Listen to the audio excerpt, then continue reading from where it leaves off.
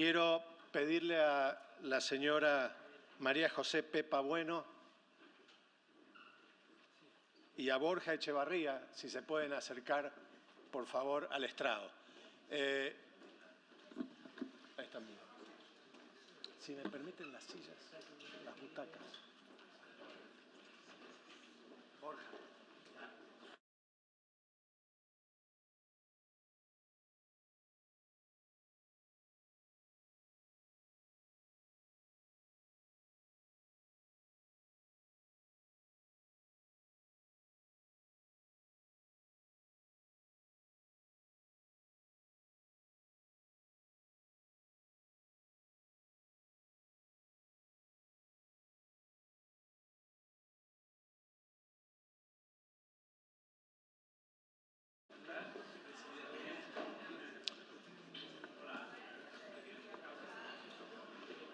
Vamos a hacer el programa de corrido.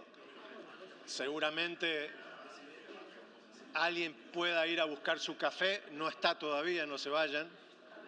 Pero vamos a dar por corrido estos próximos 2 paneles o entrevista que vamos a tener con Pepa Bueno y Borja Echevarría. El próximo panel va a estar con nosotros nuevamente Gabriela Cañas y también Leonor Mulero de Puerto Rico, Ignacio Arceño Escolar de Madrid y Fernán Zaguier de Argentina.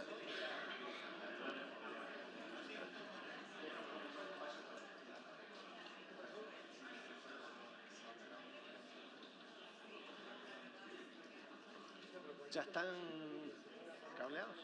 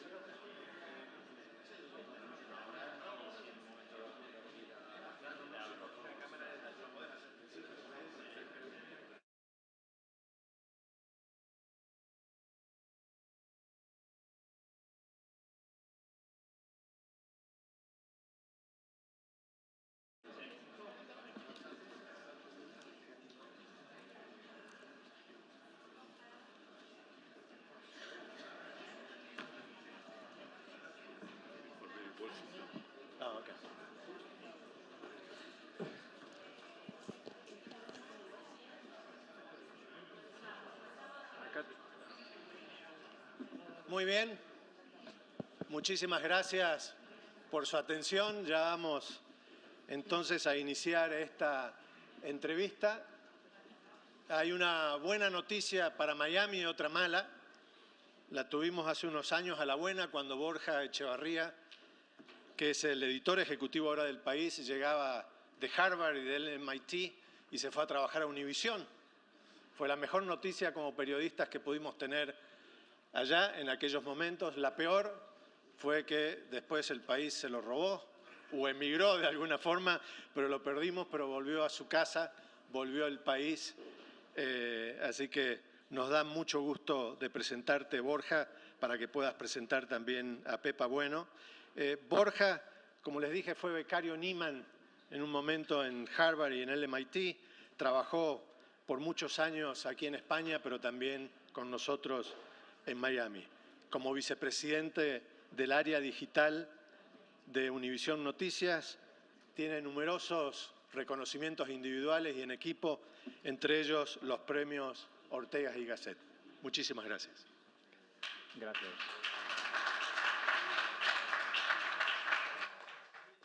Sí, ya está. Hola, gracias Ricardo. Bueno, y gracias a la SIP, a la Sociedad Interamericana de Prensa, por habernos invitado a esta charla, por invitarme a hablar con Pepa, con quien hablo varias veces al día. O sea que, de alguna manera, resulta un formato particular para mí y para nosotros que vayamos a hablar ahora. Pero bueno, aprovecharemos, ¿no?, para contar. Pepa lleva poco más de un año en la dirección del periódico Y bueno, para abrir quería preguntar, Pepa, llegaste hace poco más de un año al periódico, a un diario ya digital, todavía con una parte impresa. Tú venías de la radio, de la televisión, de ser una periodista reconocida, pero también de cargar con una marca personal, ¿no? Y un periódico como El País no había tenido nunca periodistas tan relevantes públicamente, ¿no? Era un perfil más anónimo. Y llegaste a una silla que es un potro de tortura, la silla de... Bueno, ahora contarás tú, que igual no lo vives así, pero claramente desde dentro da toda esa impresión, con la responsabilidad sobre 450 periodistas distribuidos por todo el mundo, con muchos ojos en lo que publica El País cada día, en lo que opina El País cada día. Me gustaría que contaras cómo has vivido este año, qué sorpresas te has encontrado viniendo de un mundo en cuanto a formato diferente al que estabas acostumbrada. ¿Cómo ha sido este año? Gracias, Borja. Antes de nada, muchas gracias por invitarme a estar en esta asamblea. Es un placer estar aquí. Bueno, la primera sorpresa es la soledad del último teléfono que suena, ¿no? Esa frase no es mía, salvando todas las distancias, insisto, salvando todas las distancias. Esa frase es de Felipe González y se la tomo robada porque cuando le preguntaban qué pasa cuando uno asume una enorme responsabilidad, siempre decía eso, ¿no? La soledad de ser el último teléfono que suena.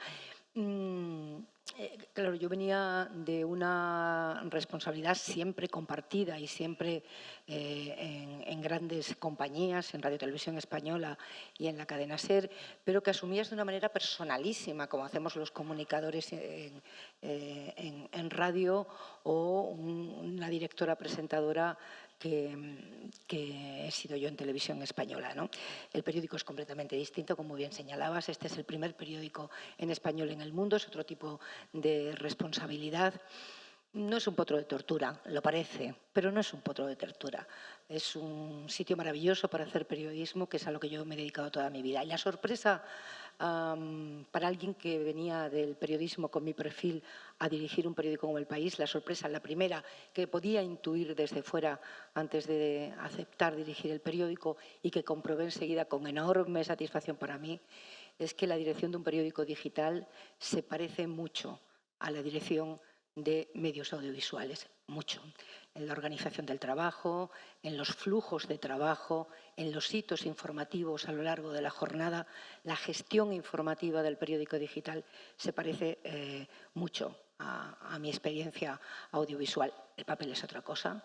Es el niño del que me he tenido que enamorar, ¿no? De la trastienda, del papel, de leerlo ya estaba enamorada, de la trastienda, de cómo hacerlo, de batallar con las cajas, todo eso que para mí era nuevo, el tempo del papel ha sido otra cosa. Y luego, algo que tú sabes muy bien, para mí ha sido muy importante comprobar todo el trabajo que tenía hecho el periódico en transformación digital, algo que tú has liderado en 2 etapas diferentes al frente del periódico, y todo ese trabajo que desde fuera también se intuía, pero que desde dentro he comprobado, ha permitido que en este año hayamos acelerado muchísimo y hayamos completado muchas etapas de esa transformación que tenía pendiente el periódico, y hemos dado un salto enorme en este año, pero porque había mucho trabajo hecho, ¿no? Mucho trabajo hecho. Una de las frases que siempre recuerdo y que me llamó mucho la atención hace años, cuando se retira Bill Keller, exdirector del New York Times, creo que fue en 2011, poco antes de lanzar el modelo de suscripción, el New York Times. Él había sido director entre los años 2003 y 2011. Recuerdo conocerle aquí en Madrid cuando El País fue parte de aquel proyecto de Wikileaks y de la publicación de los papeles de las embajadas de todo el mundo. Y él contaba cómo había cambiado su trabajo como director en esos años, como cuando llega en 2003, 2004, el trabajo de un director fundamentalmente era 80% editorial, pensar en las historias, los enfoques, remangarse y editar, hablar con los corresponsales, elegir a la gente, contratar talento. Y cuando sale del cargo contaba cómo el 80% de su trabajo era gestión, hablar con el negocio, pensar en la sostenibilidad del periódico. Y yo creo que evidentemente, cuando lo expresaba así, lo expresaba con bastante frustración. Tú has llegado en un momento donde eso ya es parte natural del periódico, no lo vemos como una evolución, sino que es lo que es. ¿Cómo vives dirigir un periódico en el que te exige tanto estar pensando también en la sostenibilidad del periódico? Cuando me preguntan ahora, que me lo preguntan con frecuencia, qué he hecho de menos de mi vida anterior, yo que estoy muy mal dotada para la nostalgia, digo las noticias, echo de menos las noticias, ¿no? El vivir pendiente de la información todo el día, todo el tiempo, que ha sido mi trabajo desde hace más de 30 años. Sabía dónde me metía, porque yo había hecho gestión en Televisión Española, fui directora de Televisión Española en Madrid, directora de informativos de Radio Nacional en Aragón y en Andalucía, en una empresa también de una enorme envergadura como el país, ¿no? Con 500 periodistas, 100 corresponsales, muy parecida de envergadura. Sabía dónde me metía y que esto era parte del trabajo que tenía que hacer. Pero además estamos construyendo, ¿no, Borja? Es muy apasionante construir, porque decimos, hemos cerrado una etapa de la transformación del periódico, siendo muy conscientes que lo que cierras es una etapa y que estás construyendo todo el tiempo y que yo no me atrevo a anticipar dónde vamos a estar dentro de 2 años.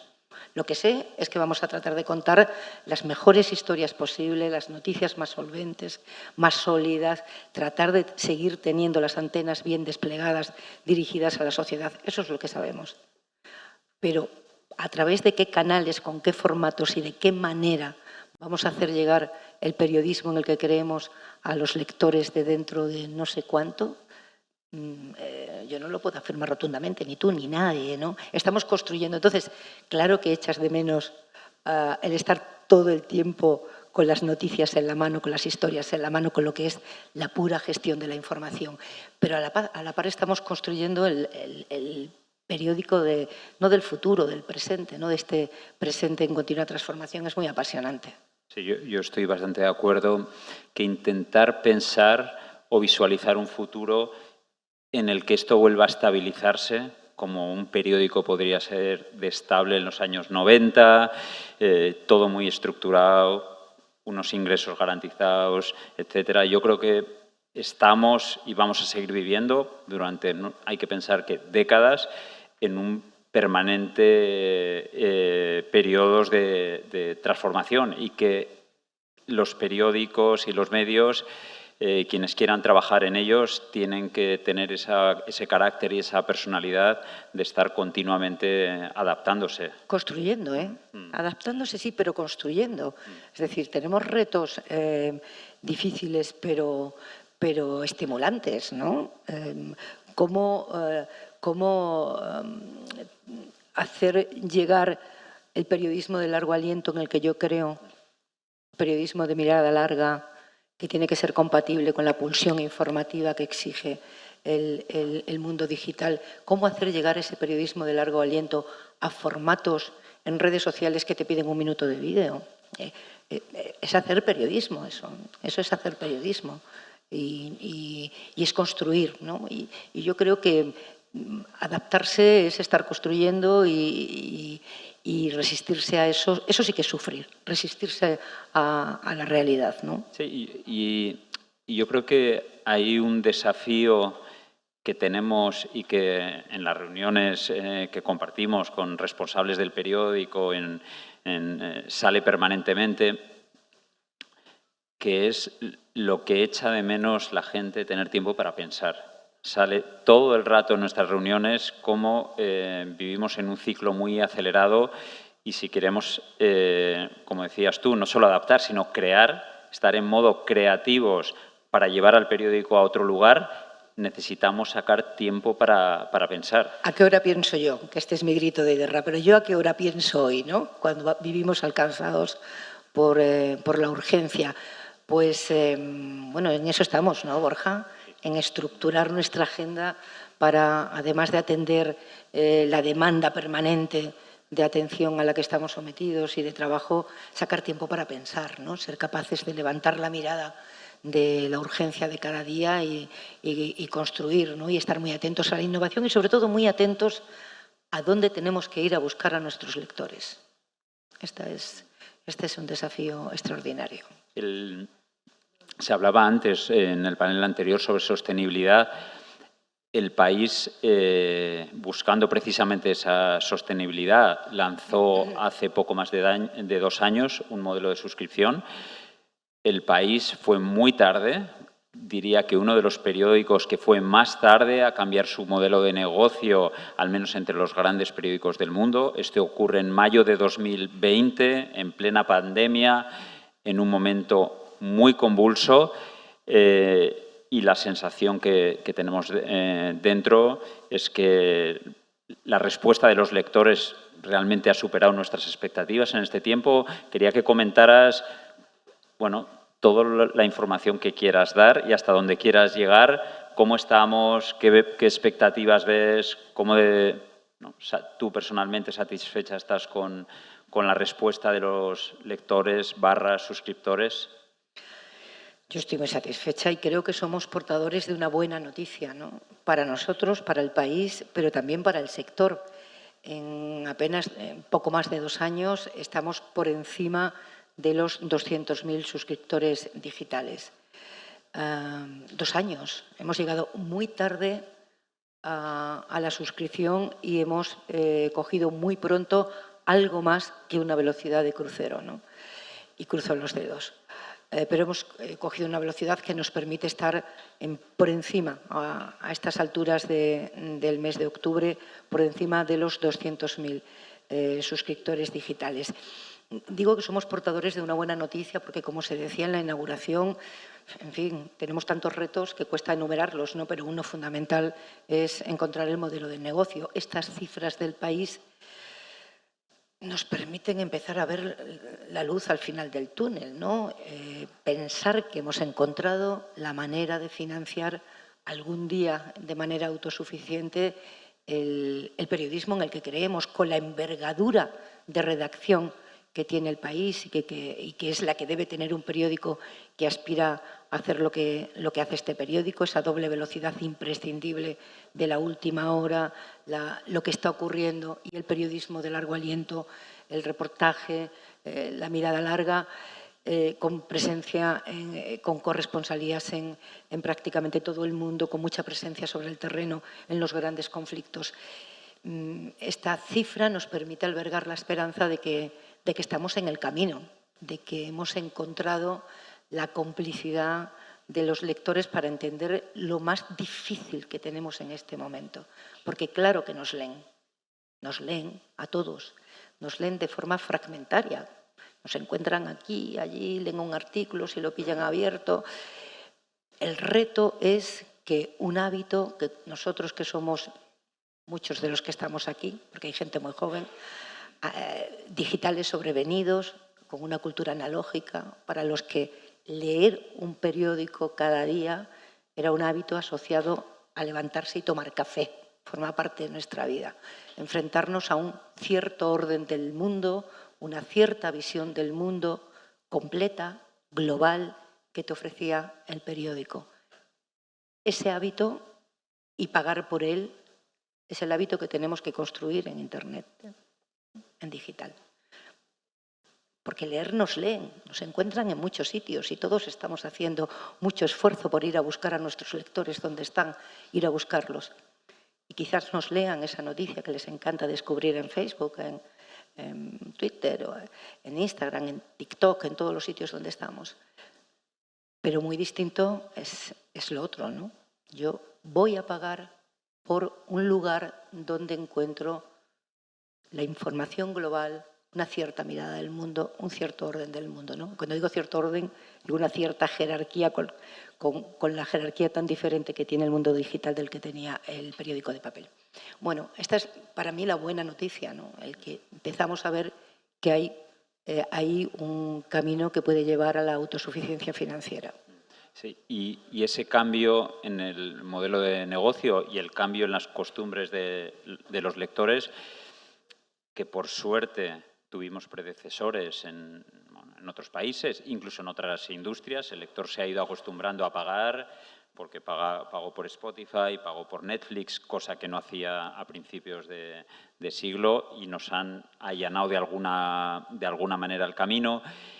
Y es un cambio en los lectores, pero también los modelos de suscripción provocan cambios dentro de las redacciones, de nuestra organización, de nuestros planteamientos editoriales, de las propias compañías. ¿Qué cambios ha tenido que hacer el país y en qué cambios está trabajando para adaptarse desde dentro a un nuevo modelo de negocio y a una nueva manera de trabajar o de priorizar lo editorial?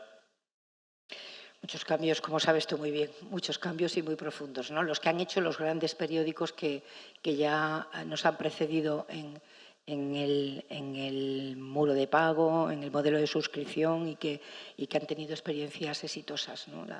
Aquí en España andábamos buscando y yo creo que nuestros 200.000 son una buena noticia para nosotros y para todos los medios españoles. Muchos cambios. Bueno, el primero y más evidente lo apuntaba antes, ¿no? A mi juicio, y en esto hablo más como lectora que como directora, que solo llevo un año, ¿no? A mi juicio, el periodismo en Internet durante o buena parte de la primera década del siglo, desde luego, y buena parte de la segunda, aspiraba a todo, a ser casi una agencia cualificada, ¿no? Así ordenada de noticias. Está por ahí Gaby Cañas y me va a decir que ellos ya ordenan en F.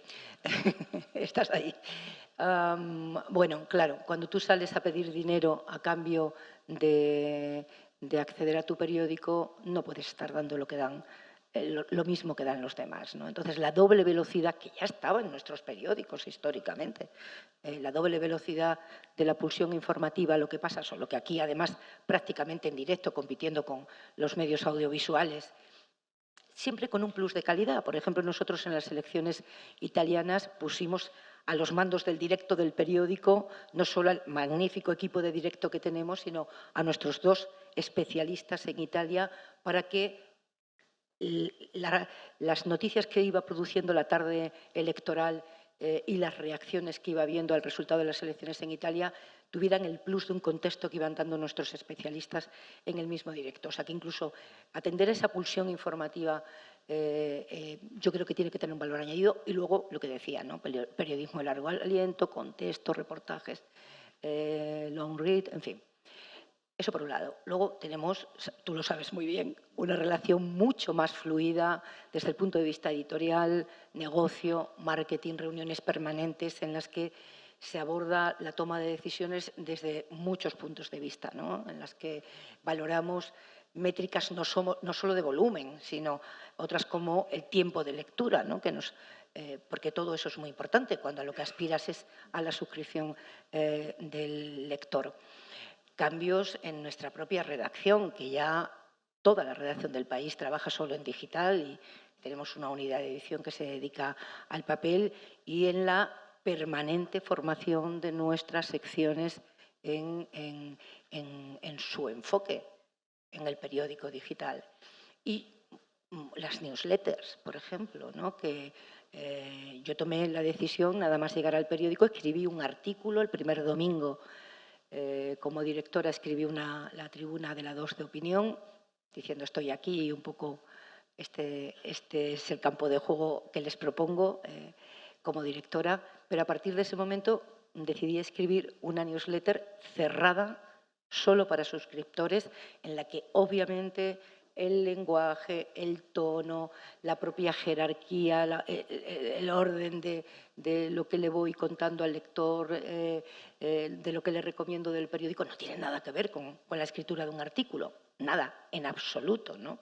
Y esto es una decisión que tiene que ver con el modelo de suscripción del periódico, ¿no? Para nosotros tan importante es crear comunidad como que esa comunidad sienta que la directora del periódico no solo le cuenta cómo ha visto ella la semana, que podría ser un artículo en el periódico perfectamente, no, cómo lo has visto haciéndole partícipes de alguno de los debates que tenemos en la redacción, de algunos de los debates que tenemos a la hora de tomar decisiones sobre publicar esta foto de la guerra de Ucrania o no publicarla, o cómo priorizar ese día en que tienes dos acontecimientos de enorme trascendencia, cómo priorizar, hacer partícipes a los lectores de los debates de la redacción. No tiene nada que ver con escribir un artículo y esa es una decisión que tomas en función del modelo de pago, ¿no? Y es muy interesante, ¿no?, sobre los cambios que implica el salto a un modelo de suscripción frente al anterior modelo mucho más sustentado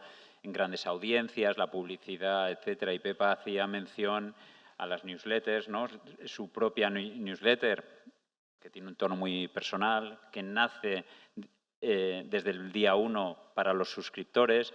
Pero, por ejemplo, otras newsletters que tenía El País, que eran muy exitosas, como podía ser la de Kiko Llaneras y otras, que llegaban a grandes audiencias, en un momento dado decidimos estratégicamente empezar a cerrar esas newsletters solo para los suscriptores, ¿no? Y ese tipo de cambios, girando de un modelo a otro, son muy interesantes, provocan ciertas fricciones. Los autores a veces prefieren llegarle a 80.000 personas, quizá anónimas, muchas de ellas, Casi siempre lo prefieren. en vez de a 20.000 suscriptores, y eso en una redacción pues provoca, ¿no? Tienes que hacer un trabajo casi de convencimiento con los propios autores de por qué vale más una cosa que otra, qué vale más. Por ejemplo, uno de los grandes cambios que se está produciendo es el tema de los datos, ¿no? Cómo los datos ocupan un lugar central en las redacciones, y eso que mucha gente desde los prejuicios lo veía al principio como algo pernicioso, si tú miras los datos desde una perspectiva con sentido común, con un criterio editorial y no caes en todas las trampas que te pueden traer los datos, supone un gran salto en las redacciones. Ahora estamos trabajando, ¿no? Y bueno, Pepa lo sabe porque estamos mirando esto permanentemente en una nueva métrica dentro del periódico que compensa y pone a través de un algoritmo, te dice si una noticia vale más que otra desde el punto de vista de las audiencias, pero no teniendo en cuenta solo el volumen, sino teniendo en cuenta el tiempo de lectura, teniendo en cuenta quién la ha llegado, teniendo en cuenta si está cerrada, si está abierta. Es decir, mide múltiples factores, y esto requiere una tecnología bastante sofisticada para saber, por ejemplo, si algo que tuvo solo 15.000 lectores, pero tiene otros parámetros de calidad muy altos, es mejor, entre comillas, que algo que tuvo 150.000 lectores o páginas vistas. Y es más justo, además, ¿no? A los periodistas les da mucha pista sobre el valor de su trabajo, a nosotros también, pero al propio profesional. El volumen es muy importante, pero ahora ya no lo es todo.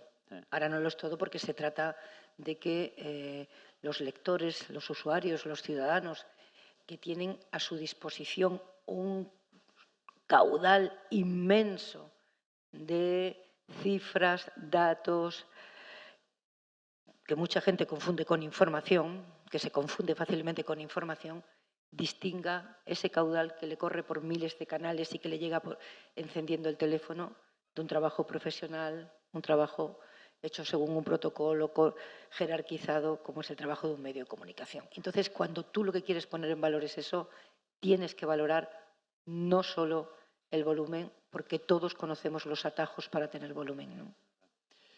Y no los cogemos. No, para nada. Cambiando un poco de asunto y sobre un tema, ¿no?, del que creo que tienes especial sensibilidad, ¿no?, por todo tu background profesional, El País y Prisa, a pesar de que el ecosistema periodístico vive un momento de crisis complicado, donde es difícil invertir, donde es difícil sacar recursos para contratar, etcétera, en los últimos meses, en el último año, ha hecho una gran inversión en audio. El País ha montado un equipo donde teníamos 0, hoy hay un equipo de 8 personas dedicadas completamente al audio dentro del periódico. el país está expandiendo su apuesta por el vídeo. Me gustaría que contaras un poco hacia dónde vamos con toda esta estrategia. ¿Qué es un periódico digital, no? Un periódico digital es un medio integral, en definitiva, ¿no? ¿Que debe tener la mejor escritura periodística? Sin duda. Los lectores de periódicos buscan buenos textos también en digital, la mejor escritura periodística, los mejores textos, pero tiene que tener el mejor vídeo y tiene que tener el audio. No solo porque está en la propia naturaleza de Internet, lo que puedes contar por escrito y puedes contar en imágenes y puedes contar en audio, tienes que contarlo por escrito, en audio, y sería impensable no utilizar esas herramientas que tienes a tu disposición en un periódico digital. No solo porque está en la naturaleza de Internet, sino porque está en sintonía con la manera en que nuestros lectores se acercan a la información en este momento, ¿no? Con la multidemanda de atención a la que estamos sometidos en el mundo contemporáneo todos.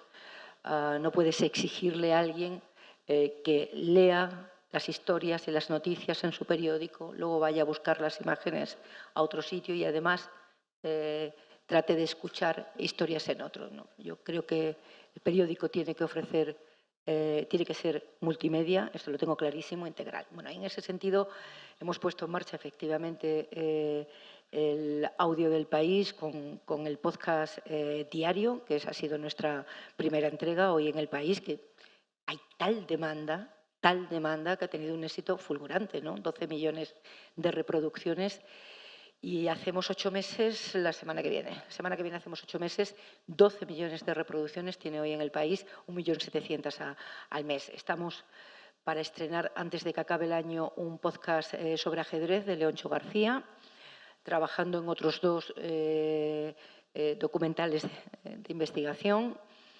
y, bueno, y bien sabes que permanentemente pensando en nuevos contenidos de audio. En vídeo igual, el vídeo tiene otra complejidad, pero en vídeo igual, en vídeo hemos agrupado, el vídeo necesita una masa crítica de trabajadores de equipo para poder hacer cosas relevantes. Hemos agrupado todos los efectivos que había en los distintos medios, efectivos compañeros que había en los distintos medios de Prisa para tener esa masa crítica que te permita tener ambición, aunque luego se hacen trabajos para cada uno de los medios del grupo y nosotros estamos haciendo más vídeo que acompaña noticia, pero sobre todo más vídeo que complementa o te ofrece otra noticia u otra mirada sobre la misma noticia, sobre la misma historia, ¿no? Esto es fundamental.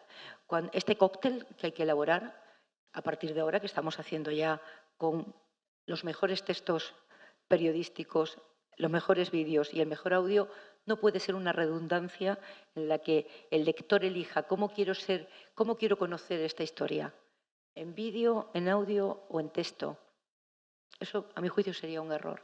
Se trata de que cada uno de los perfiles de una historia se ofrezca en el formato que le es más propio, pero son miradas, perfiles, derivadas diferentes, ¿no? Y elaborar ese cóctel cada día, bien lo sabes tú, elaborar ese cóctel, la justa proporción de vídeo, texto y audio, de momento solo con Hoy en el País, pero ya tenemos nuevos productos en cabeza. Bueno, pues ese es el trabajo de cada día, ¿no? En vídeo, con la multiplicidad de plataformas en los últimos años, los Netflix, Amazon Prime, HBO, etcétera, claramente hay una demanda de todas esas plataformas por tener contenido original cada vez más pegado al periodismo, ¿no? Esas plataformas han descubierto el éxito de los documentales de no ficción, etcétera, y en los últimos tiempos un periódico como El País ha visto cómo productoras de todo el mundo, de Estados Unidos y de otros países, han venido a nosotros queriendo comprarnos nuestras historias. 6 peticiones el primer mes de mi dirección del País. 6 peticiones. Queriendo comprar historias y queriendo que nuestros periodistas trabajen en la producción de historias para las plataformas. Ahí parece que hay un mercado para marcas como El País, que sobre todo son la suma de muchas marcas y talentos y periodistas que consiguen historias, que consiguen exclusivas, etcétera. ¿Ves tú también la oportunidad ahí para que El País pueda estar produciendo contenidos para distintas plataformas y vendiendo contenidos y sustentando el modelo de negocio? Lo dije tanto aquel primer mes, ¿no? Me preguntabas antes, sorpresas de llegar a la dirección del País. Aquella fue una, ¿no? Primer mes, 6 peticiones de cesión de derechos, de compra de derechos sobre historias nuestras y trabajo de nuestros periodistas, naturalmente que sí, ¿no? Este es un objetivo claro de haber creado Prisa Video, el desamortizar nuestras historias, que estaban ahí, muchas de ellas. Y hay en fin, hay un boom de la no ficción, claramente, en el mercado audiovisual de las plataformas, y nosotros tenemos que ser capaces de hacer nuestras propias historias, llevarlas al vídeo y tratar, obviamente, ¿no? de que se vean en las plataformas, pero de momento asumir la decisión de hacerlo, que no era una decisión fácil de tomar, ¿no? Somos capaces, podemos hacerlo, vamos a intentar hacer nuestras propias historias documentales, hacer nuestros documentales. En ello estamos, en ello estamos. Hablamos del audio, del vídeo, que requieren nuevos perfiles en las redacciones y que se van incorporando en la medida, bueno, que nos lo permiten nuestras cuentas de resultados. Pero en una redacción, ¿no?, como del tamaño del País, hacen falta hoy en día otros perfiles también, ¿no? ¿Cómo se está redefiniendo, reconstruyendo la redacción del País y qué necesita para que el producto pueda adaptarse completamente a los tiempos que vivimos y a las demandas de los lectores? Había hecho mucha tarea cuando yo llegué, por ejemplo, el Departamento de Narrativas Visuales, que a ti te es muy querido, ¿no? Que es un departamento que nos da tantas alegrías a esta redacción y que trabaja no solo como un departamento de servicio, que da servicio al resto de las secciones, no, que tiene autonomía editorial, porque hay historias que queremos que cuenten solo ellos, ¿no? El País ya había hecho mucho trabajo. A mí lo que más me preocupa ahora son los perfiles editoriales para distribución. Es lo que más me preocupa con mucha diferencia, ¿no? Porque es lo que está cambiando de forma radical, la distribución de nuestro trabajo, la distribución de nuestras historias, ir a buscar a los lectores donde están a través de las redes, de los lugares donde ellos están hoy y donde vayan a estar mañana. Y son perfiles editoriales, claramente editoriales, que asumen además una enorme responsabilidad con mucha autonomía necesariamente, porque eso se produce al instante, y que además tienen que estar en constante formación, porque ¿quién nos iba a decir hace 3 años que íbamos a estar buscando a nuestros lectores en TikTok? Ahí estamos, buscando lectores. A efectos de nuevos perfiles, para mí es una prioridad total. Y conecta con un asunto que intuyo que nos preocupa a todos los que estamos en esta sala, sin duda a nosotros mucho. Parece que hablamos de futuro, pero nos empieza a afectar ya seriamente. El audio y el vídeo vienen de alguna manera a paliar este problema, y estoy hablando de cómo les llegamos a las generaciones más jóvenes. Cuando hablamos de más jóvenes, ¿no?, y en El País, cuando utilizamos en muchas conversaciones que tenemos, en reuniones de más jóvenes, aclaramos siempre que hablamos probablemente de menores de 45, por poner ¿no?, para no dar lugar a equívoco de que cuando hablamos de jóvenes no estamos hablando de llegarle a la gente de 18, estamos hablando del desafío de llegarle a los menores de 45 años. El audio y el vídeo nos están ayudando mucho a bajar la edad de los lectores, oyentes, espectadores, como queramos llamarles. Lo que tú comentabas de la importancia de la distribución, de cuando quieres llevar tus contenidos a Instagram, a Facebook, a Twitter, eso nos está ayudando también, porque es ahí donde pasan la mayor parte del tiempo, ¿no? ¿Cómo ves este desafío tan grande, crítico, al que nos enfrentamos, que es volver a tener la atención de esos lectores más jóvenes. Grande, crítico, como os he dicho, desafío grande, crítico, y aún te quedas corto. Sí, ese es el desafío, ¿no? Y el punto de partida es ese, asumir que cuando hablamos de otros lectores creemos que hablamos de los 20 y no, hablamos de menores de 45 y en algunas ocasiones de 50 para abajo. Pero fíjate, yo creo que el problema fundamental no es que nos encuentren, es que asuman el hábito de leernos como un todo.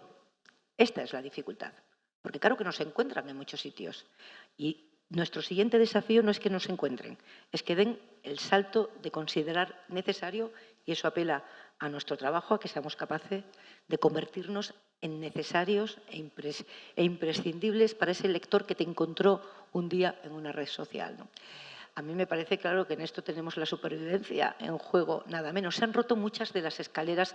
A mí me gusta poner un ejemplo que es el que mejor conozco, ¿no? De cómo se han roto las escaleras por las que se llegaba a la prensa, en este caso a la radio hablada, a la radio informativa, ¿no? Las escaleras históricas de acceso a la radio hablada eran a los 13, 14, 15 años la radio musical, 15, 16, 17, 20 la radio deportiva.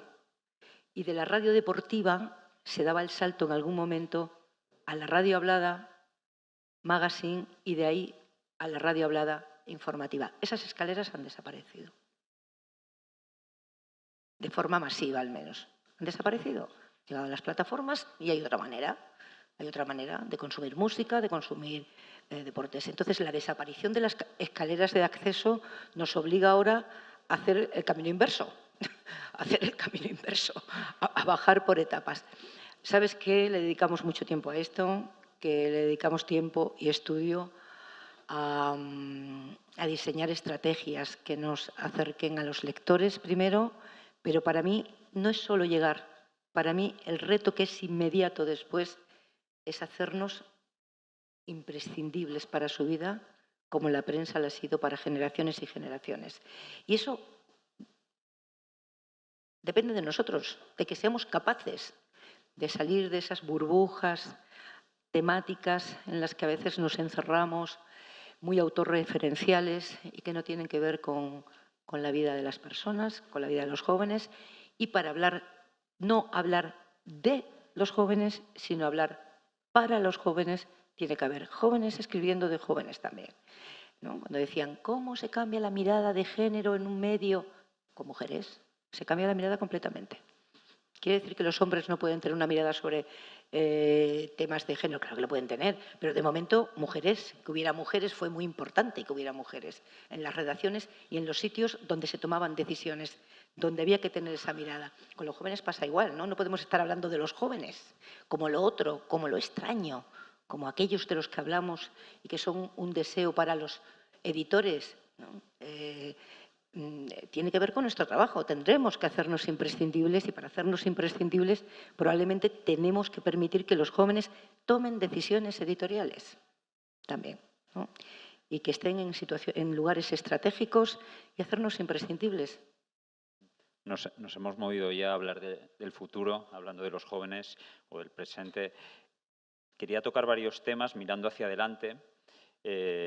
Uno es algo de lo que creo que hemos empezado a ser realmente conscientes en los últimos meses, en el último año, que es la saturación de los lectores con la información permanentemente apocalíptica que de alguna manera está llevando, y eso, como hoy en día todo es bastante medible, ¿no?, a pasar menos tiempo con nosotros, cómo equilibrar, informar de lo que debemos informar por misión, por relevancia, porque está pasando, la guerra de Ucrania, el cambio climático, etcétera, con dar un poco de esperanza, de luz a los lectores con cierto optimismo, sin caer en lo naif de vamos a dar noticias buenas, que casi nunca son buenas, pero históricamente los periódicos han ofrecido siempre noticias de otro calado que no no todo era apocalíptico como parece que es hoy en día, ¿no? ¿Cómo manejamos ese equilibrio? Bueno, venimos de 2 años de extraordinaria excepcionalidad, que yo creo que esto pesa mucho. Venimos de una pandemia, una guerra en suelo europeo, y esto visto desde aquí.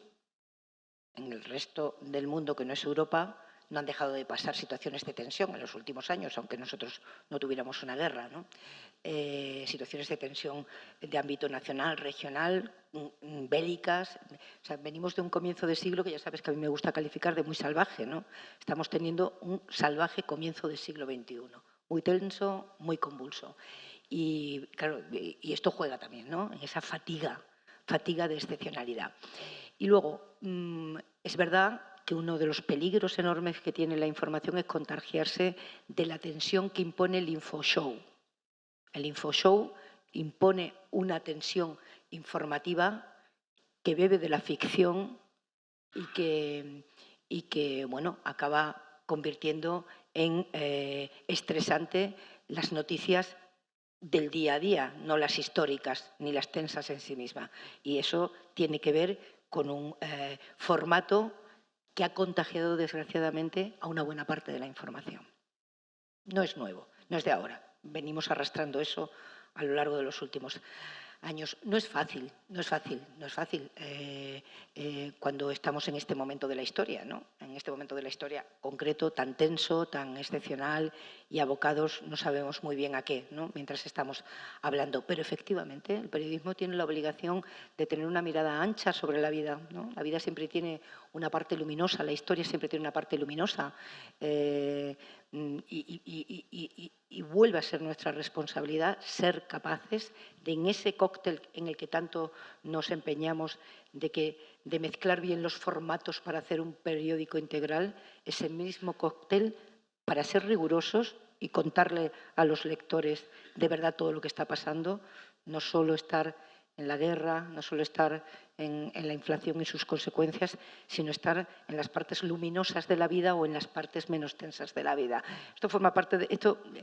no hay plantillas, como en general en periodismo no hay una plantilla, ¿no? Es en el día a día cuando hay que tener la vigilancia de que no nos pueda el estrés de hacer historia, que este es un peligro que tiene el periodismo ahora mismo, ¿no? Estamos haciendo historia todos los días, desde el año 2020. Y no todos los días se hace historia, con mayúscula, en los periódicos. Y no solo las noticias que hacen historia con mayúscula y que estarán en negrita en los libros tienen que ocupar nuestra atención, nuestro tiempo, nuestro mimo y nuestra exigencia. Y nuestra exigencia, no solo tenerlas, sino aplicarles la misma exigencia profesional que las que sí hacen la historia con mayúscula. No hay plantilla, Borja, bien lo sabemos, no hay una plantilla, hay exigencia y vigilancia. Como me gustaría dejar un poco de espacio, ¿no? a que quien quiera preguntar, ¿no? Pregunte, pero no puedo cerrar en este contexto de la Sociedad Interamericana de Prensa, ¿no? sin preguntar y sin hablar de Latinoamérica y sobre todo en un periódico como El País, que siempre ha tenido una vocación muy latinoamericana. Y me gustaría preguntarte dos cosas.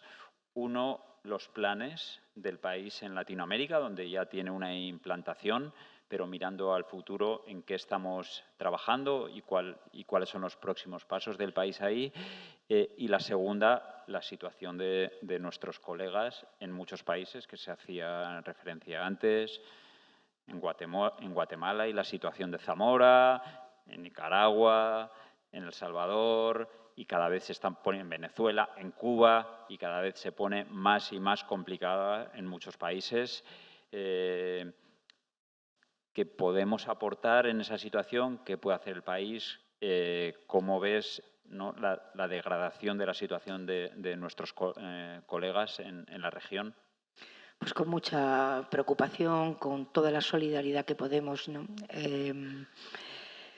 Tuvimos en la entrega de los premios Ortega y Gasset este año a los compañeros de Divergentes, el periódico digital nicaragüense, que vinieron recoger el premio y que nos trajeron ese trabajo magnífico que era el premiado, ¿no? Un trabajo multimedia espléndido como trabajo periodístico, durísimo como contenido informativo sobre la represión del régimen de Daniel Ortega sobre los nicaragüenses y sobre la prensa nicaragüense. Terrible, ¿no?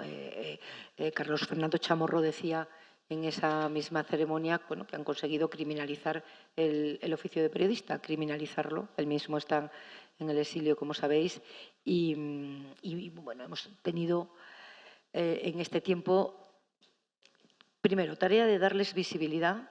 Lo primero, la denuncia, que esto es nuestro primer trabajo, la denuncia de lo que está pasando. Luego, en la medida en que ha sido posible, pues con El Faro en alguna ocasión y con otros periódicos, ofrecer colaboración que sirva de protección, de ponerle focos a la situación, visibilidad y cuanta iniciativa básicamente desde estos países, desde los compañeros que están en esta situación en Venezuela, en Cuba, en Nicaragua, en El Salvador, responder, ¿no? Ofrecer la cobertura, la visibilidad y en la medida en que eso sea posible, la protección. Y estar muy atentos al trabajo periodístico que se hace allí, ¿no? Muy atentos, no solo para premiar, como hicimos este año, sino para publicar y compartir las investigaciones y los trabajos que ponen su vida en peligro. Yo estuve colaborando muchos años con Reporteros Sin Fronteras en la presentación de su informe anual aquí en España, y la verdad es que es aterrador ir comprobando, nunca ha sido una situación ideal en el mundo, la de la prensa, pero cómo ha habido una regresión y cómo, por un lado, los agujeros negros informativos, los sitios de los que no tenemos noticia, particularmente en África, pero también en otros puntos del planeta, se han ido incrementando. En segundo lugar, cómo han crecido las cárceles, ¿no? Que la cárcel histórica de periodistas era la de Turquía, pero creo recordar que la cifra que nos era Turquía, pero que la cifra que nos daban esta primavera de Nicaragua era también una barbaridad, 100 y pico, ¿no? Cómo han ido incrementándose en los países cárceles de periodistas. Vivimos un momento de mucha regresión. Y nuestros planes en América, bueno, el 8 de mayo estrenamos la reorganización que hicimos de nuestra presencia allí, potenciando el país América, del que cuelgan la edición de México y la edición de Colombia, que son 2 ediciones ya. La que estrenábamos era la de Colombia, la de México tiene varios años y además muy bien situada. La de Colombia la estrenamos el 8 de mayo y un reforzamiento de las redacciones de Argentina y de Chile con idea de ir creciendo también una edición nacional pequeña que cuelgue de la de América. La idea sigue siendo la de ir creciendo allí donde sea posible, donde vayamos pudiendo, ¿no? Ir creciendo con periodistas locales que hemos contratado en Colombia, en Chile ya teníamos hace mucho tiempo una periodista chilena que era nuestra corresponsal y se ha incorporado a Santiago Antonia Laborde, que estaba en Washington, chilena también, y se ha incorporado a Santiago. Por primera vez en Argentina el corresponsal no es un periodista que ha ido de Madrid, es un magnífico periodista que estaba en nuestra corresponsalía, Federico Rivas, y que ha asumido la jefatura de la delegación. Ir creciendo con los periodistas de allí, de América, ir creciendo donde podamos, ¿no? Yo creo que se nos va acabando el tiempo. No sé si tenemos para un par de preguntas, Ricardo. Pues abro un par de ahí.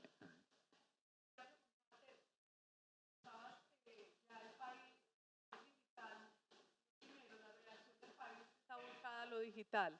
Quería preguntarte qué retos les ha significado eso y el resultado, ¿cómo les ha parecido? Ha sido un proceso gradual, pero que en realidad se ha completado en 1 año y poco, ¿no?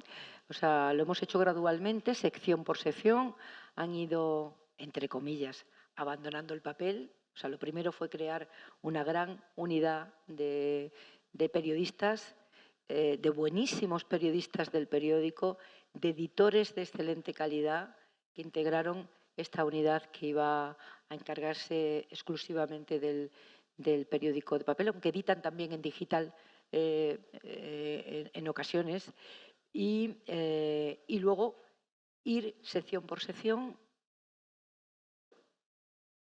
entre comillas, abandonando el papel y trabajando solo para el periódico digital. Ha habido que cortar algunas manos.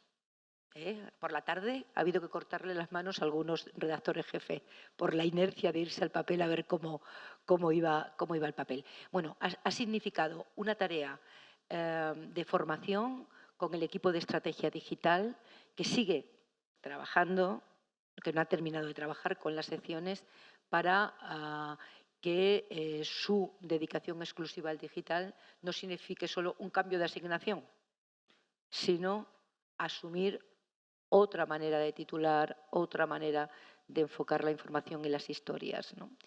Ha ido bien, ha ido Borja, que ha liderado ese proceso, tenías que hablar tú más que yo, ha ido bien porque se ha desarrollado a lo largo de todo este año, hemos hecho muchísimas reuniones al máximo nivel porque hemos intentado que ellos vieran que era una decisión, bueno, lo sabían, una decisión tomada desde la dirección, hemos hablado muchísimo y luego ha estado ahí muy pendiente Borja. Yo creo que hay una cosa importante, ¿no? Y en el año que estamos, en el 2022, a diferencia de este largo proceso que ya, ¿no?, pasa de la década, ¿no?, de empezar a cambiar, yo ves que ya casi no hay que hablar de transformación digital, sino de transformación cultural, ¿no? Y hay que dejar de hablar un poco de la transformación digital en las redacciones.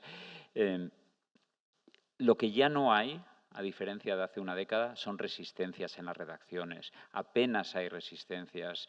Yo recuerdo en 2010, en 2011, cuando en las redacciones, bueno, pues se hablaba, oye, ¿por qué no publicamos una noticia antes en Internet que en el papel? Y no hay que esperar cosas que resultan hoy tan obvias y tan básicas.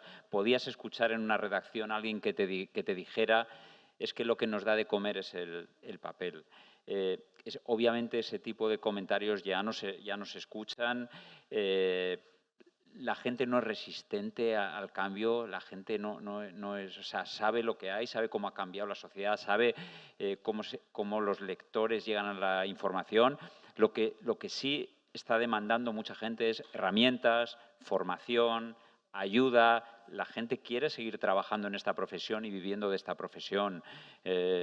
Entonces, creo que estamos en un momento completamente distinto. Como hablábamos al principio, el cambio no está completado porque nunca va a estar completado el cambio. Si no es por una cosa, será por otra. Pero creo que se ha recorrido la parte más dura del camino, sin duda. Eso creo que es así. Sí.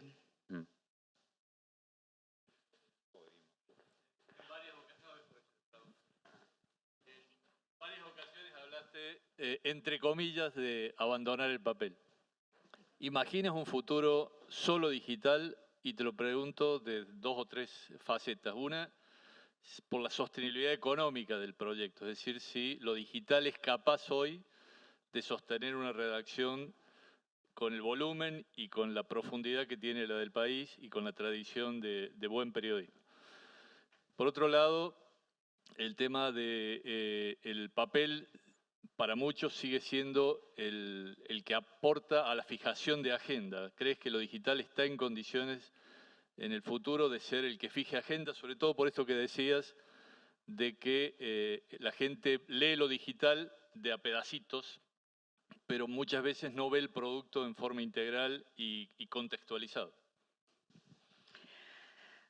Todavía no es posible. Ojo, cuando decía abandonar el papel, decía en este proceso de transformación cultural, no de abandono del papel. Yo adoro el país de papel, crecí leyéndolo, soy periodista porque lo leía y soy ciudadana libre española porque aprendí a serlo leyendo sus páginas, porque yo amanecía el mundo afortunadamente en el estreno de la democracia española.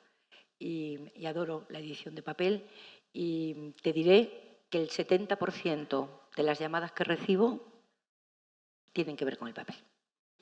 70%. A fecha de hoy. 70%. tienen que ver con el papel. No, todavía no. Cuando yo decía que la buena noticia que traíamos en España, donde somos el primer periódico que a esta velocidad se pone en esta cantidad de suscriptores, es que creemos que estamos en el camino para ser autosuficientes algún día con este modelo de negocio, ¿no? Porque lo que sí está claro es que la venta y la difusión del papel es declinante y que además tiene, como sabemos todos ahora, muchos problemas industriales, ¿no? Es que además ahora tiene muchos problemas industriales. Pero yo sí creo que el periódico digital, yo cuando hablo del periódico hablo ya del digital, que el periódico nos permitirá ser autosuficientes algún día, tiene que hacernos autosuficientes algún día. Y es nuestra responsabilidad que consiga fijar la agenda. Esta es nuestra responsabilidad como periodistas. Podemos echarle de todo la culpa al ecosistema en el que nos movemos, la complejidad del mundo fragmentado. Tenemos que encontrar la manera de hacernos necesarios e imprescindibles. Nosotros sabemos que lo somos para las democracias. Nosotros sabemos que lo somos, pero tenemos que hacernos de verdad imprescindibles. Y lo hemos sido, lo somos, pero lo hemos sido en papel durante mucho tiempo.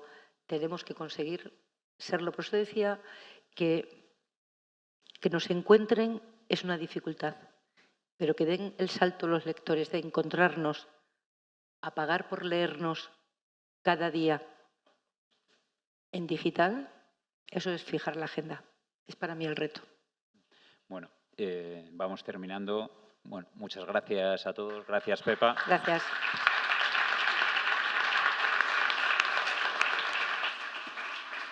Muchísimas gracias.